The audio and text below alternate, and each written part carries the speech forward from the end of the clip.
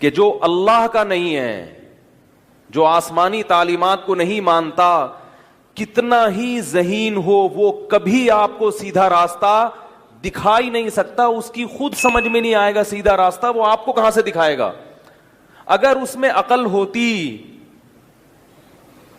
وہ لاجک والی باتیں واقعی کرتا دل سے, تو سب سے پہلے وہ اس کائنات کو بنانے والے پر ایمان لاتا, اور اس کائنات میں جو رب نے جو پیغمبر بھیجے ہیں اپنی عقل استعمال کر کے ان پیغمبروں پر ایمان لاتا, اور پھر ان پیغمبروں کی تعلیمات کو فالو کرتا.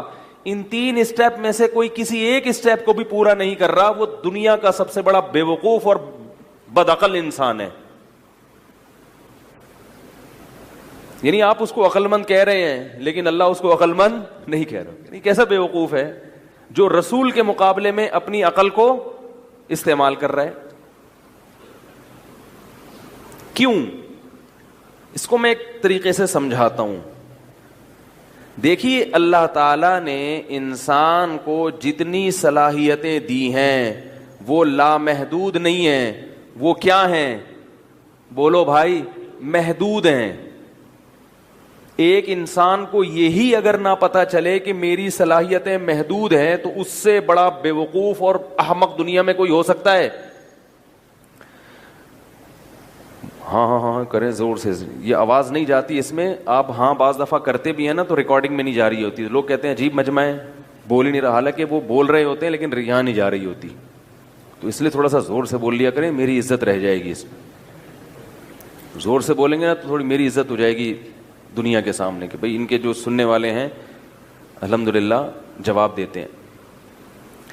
دیکھو میرے بھائی, میں یہ بتانا چاہ رہا ہوں کہ جو مذہب کو فالو نہیں کرتا, ماننا نہیں, مانتے تو بہت سارے ہیں, فالو کرنا شریعت کو, اگر کوئی شخص شریعت کو فالو نہیں کر رہا وہ دنیا میں اللہ کی نظر میں بے وقوف ہے. آپ اس سے کبھی بھی رہنمائی حاصل نہ کریں, آپ اس کو گائیڈ کریں, اس سے گائیڈنس نہ لیں, وہ مروائے گا آپ کو. کیونکہ اس میں اگر عقل ہوتی تو وہ یہ حقیقت جانتا کہ اللہ نے انسان کو جتنی صلاحیتیں دی ہیں وہ تمام صلاحیتیں محدود ہیں, لامحدود نہیں ہیں. اب دیکھو, ہمارے بازوؤں میں وزن اٹھانے کی صلاحیت ہے, لامحدود صلاحیت ہے, یہ ایک وقت پہ آ کے ہم رک جاتے ہیں. کوئی کتنا بڑا فنٹر ہو کہ میں بہت ویٹ اٹھا لیتا ہوں, ہم اس سے کہیں گے بہت اٹھا سکتے ہو لیکن بہت سے زیادہ نہیں اٹھا سکتے. دوسرا آئے گا بولے گا میں بہت سے بھی زیادہ اٹھا لیتا ہوں, تو ہم کہیں گے بہت سے زیادہ اٹھاؤ گے لیکن بہت سے زیادہ نہیں اٹھا سکتے. کیا خیال ہے؟ ایک وقت آئے گا آپ کو ہتھیار ڈالنا پڑے گا. دیکھنے کی جو اللہ نے صلاحیت رکھی ہے انسان میں, یہ محدود ہے یا لامحدود ہے؟ بول دے کیوں نہیں؟ محدود ہے. ایک حد تک دیکھے گا, کتنا ہی عقابی نگاہوں والا, عقاب بھی ایک حد تک ہی دیکھتا ہے. عقاب کی آنکھیں بھی اگر نکال کے آپ کی آنکھوں میں لگا دی جائیں تو آپ لامحدود دیکھنے کی طاقت نہیں رکھتے. ایک وقت کے بعد جا کے مانو گے آپ کہ بھائی اس سے آگے میں نہیں. ہاں یہ روحانی ٹوپی ڈرامے ہیں نا, یہ دیکھ لیتے ہیں فیوچر میں کہ عمران خان نے وزیر اعظم بننا ہے یا نہیں بننا, کون بنے گے. نجومی جو ہوتے ہیں نا, تو یہ بے وقوف لوگ ان سے متاثر ہوتے ہیں.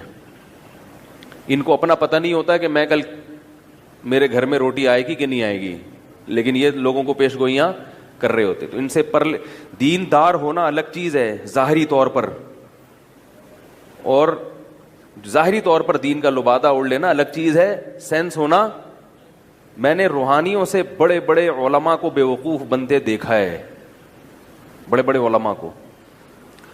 اس لیے لوگ میرے خلاف بہت بولتے ہیں.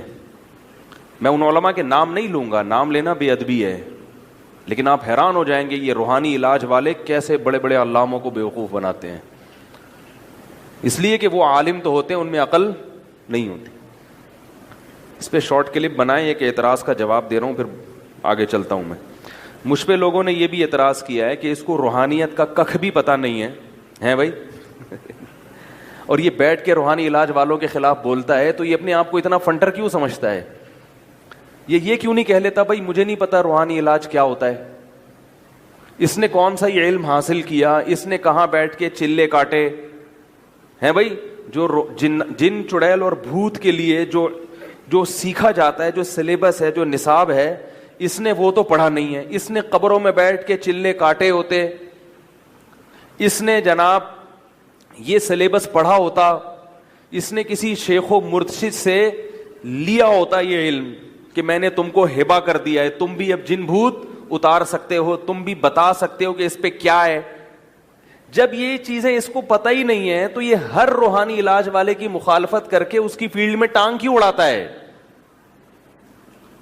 دیکھو بھائی, میں اگر ڈاکٹروں کی فیلڈ میں ٹانگ اڑاؤں تو لوگ کہیں گے تم نے کیا MBBS کیا ہوا ہے, ہوگا نا.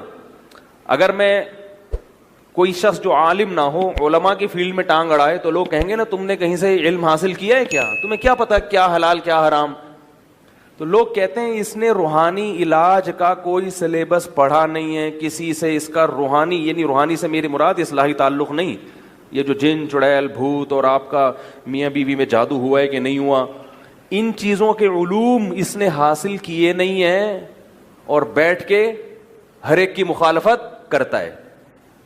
بات آ رہی ہے سمجھ میں؟ یہ اشکال مجھ پہ بڑے بڑے پڑھے لکھے لوگ کر رہے ہیں. اشکال سمجھ میں آیا؟ جواب, یاد رکھو کسی علم کے صحیح ہونے کے لیے دلیل کی ضرورت ہوتی ہے, غلط ہونے کے لیے دلیل کی ضرورت نہیں ہوتی. روحانی علاج والوں کے ذمے ہے کہ وہ دلائل سے ثابت کریں کہ یہ بھی کوئی علم ہے. اگر یہ علم ہوتا تو سب سے پہلے امریکہ کی یونیورسٹیوں میں پڑھایا جا رہا ہوتا. کسی یونیورسٹی میں آج تک یہ ڈرامے بازی والا علم قبول ہی نہیں کیا گیا ہے. ان کا کہیں نہ سر ہے نہ پاؤں ہے. جو جتنا بڑا پھینکو ہوگا, جتنا جھوٹ پلوت بولے گا, وہ اس فیلڈ میں سب سے بڑا امام اور شیخ ہوگا. یہ مشاہدے پر مبنی ایک حقیقت ہے. آپ کہہ سکتے ہیں آپ نے کون سا سروے کیا؟ ہم نے ان لوگوں کا سروے کیا ہے جن کو علماء حجت مانتے ہیں. ان کو دیکھا کہ ان کا دماغ صحیح کام نہیں کر رہا. تو جس کمبخت کا دماغ ہی صحیح کام نہیں کر رہا ہو وہ کیسے لوگوں کا علاج کرے گا بھائی؟ اسے وہ چیز نظر آ رہی ہے جو ہے نہیں, تو یہ تو پاگل خانے میں داخل کرنے کے قابل ہے. اس قابل نہیں ہے کہ آپ اپنی میاں بیوی کی خاص باتیں اس کے سامنے رکھیں, اپنے راز فاش کر دیں اور بتائیں کہ آپ بتاؤ کہ کسی نے کچھ کیا ہے کہ نہیں کیا. کیسے سمجھائیں یار؟ یہ سلیبس اگر ہوتا تو کون سی یونیورسٹی ہے جہاں یہ پڑھایا جاتا ہے ہی نہیں. پھینکو, جو جتنا بڑا پھینکو ہوگا بیٹھ کے وہ. تو کسی علم کے صحیح ہونے کی دلیل چاہیے کہ اس کو دلائل سے ثابت کریں کہ یہ علم ہے, اس کا نصاب کیا ہے, سلیبس کیا ہے اس کا. کوئی سلیبس آج تک روحانی علاج والے وضع نہیں کر سکے.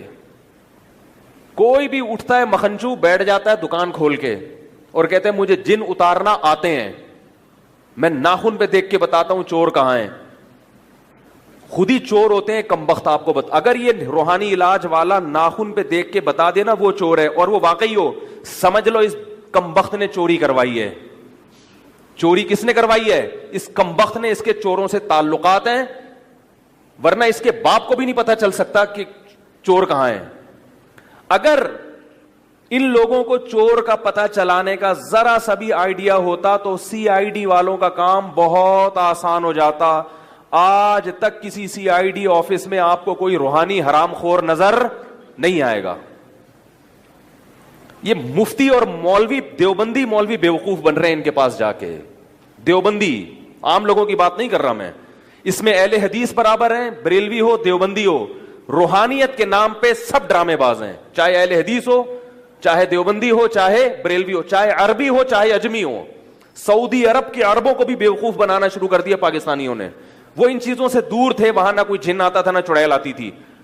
جب سے یہ حرام خور, مجھے غصہ آتا ہے ان لوگوں پر, جب سے یہ حرام خور یہاں سے گئے نا سعودی عرب, مشینوں پہ دم کر کر کے پھوکے مار رہے ہیں, ان بیچاروں کو بھی انہوں نے کیا بنا دیا؟ بیوقوف بنا دیا. یہاں سے فلائٹیں بک کرائی جاتی ہیں روحانی ڈرامے بازوں کی. عرب بلا رہے ہیں کہ یار میری فیکٹری بند ہو گئی, یہ جنات نے جادو نے بند کری, تم آ کے پھونک مارو کھل جائے گی. سینس لیس لوگ ہیں, عقل سے عاری لوگ ہیں. تو کسی علم کے صحیح ہونے کے لیے دلیل چاہیے کہ تو بتا کہ یہ کہاں سے تو نے حاصل کیا.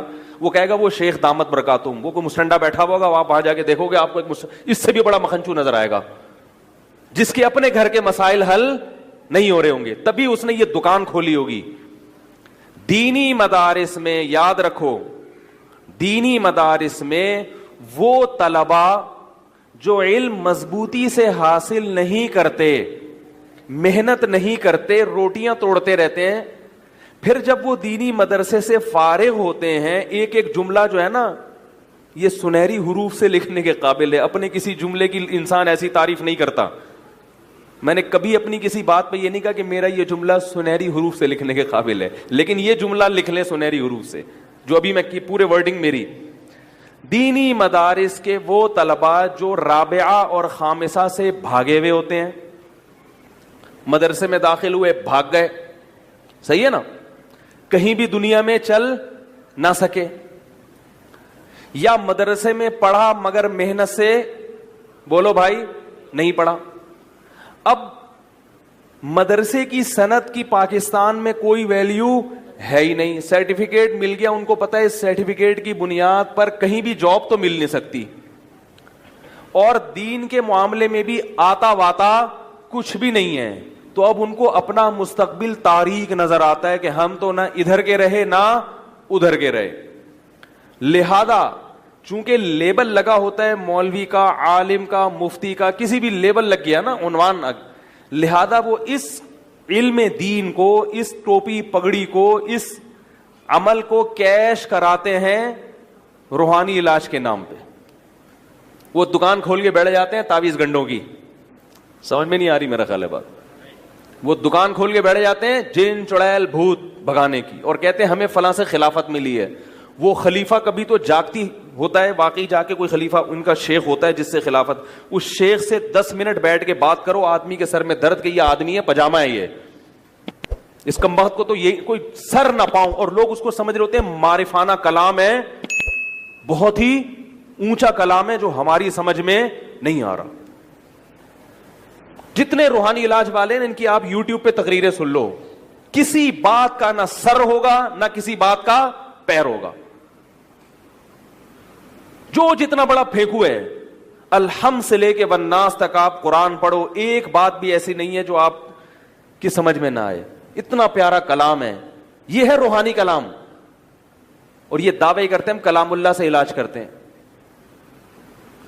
تو میں یہ عرض کر رہا ہوں کہ وہ طلباء جو دین کے نہ دنیا کے, وہ جن چڑیل بھوت اتارنے کی کیا کھول لیتے ہیں دکانیں, وہ جن چڑیل بھوت اتارنے کی دکان کھول.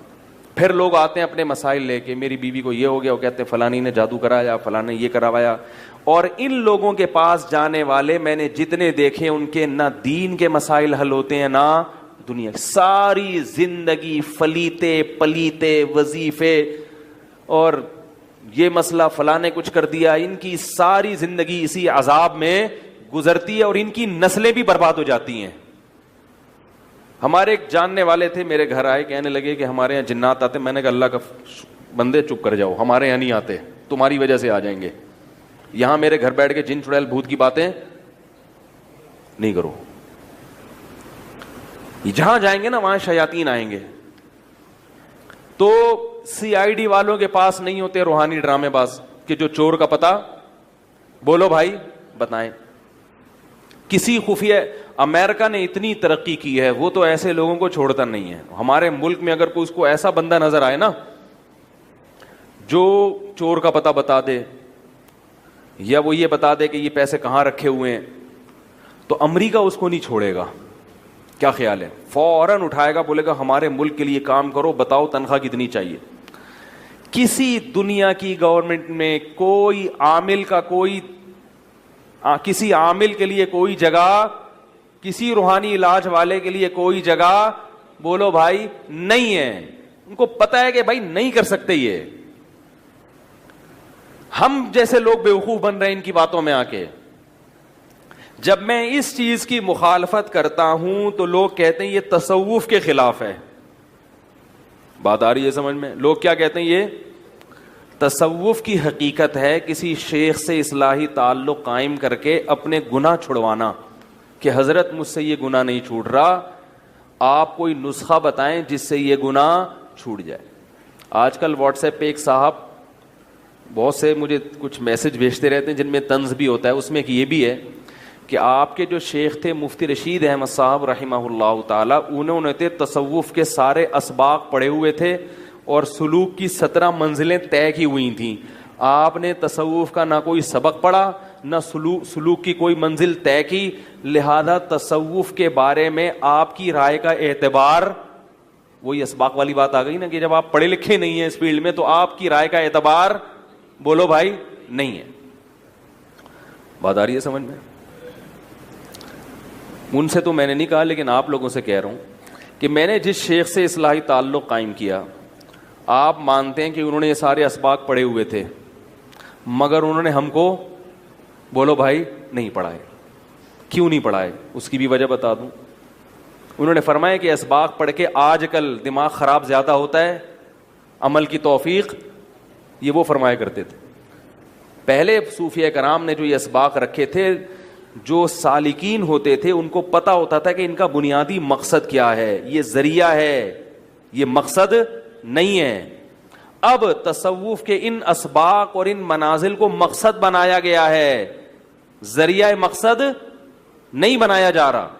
مقصد اور ہدف صرف ایک ہے, گناہ چھوٹ جائے, اللہ کی اتنی محبت پیدا ہو جائے کہ اللہ کی نافرمانی کے تصور سے شرم آنے لگے.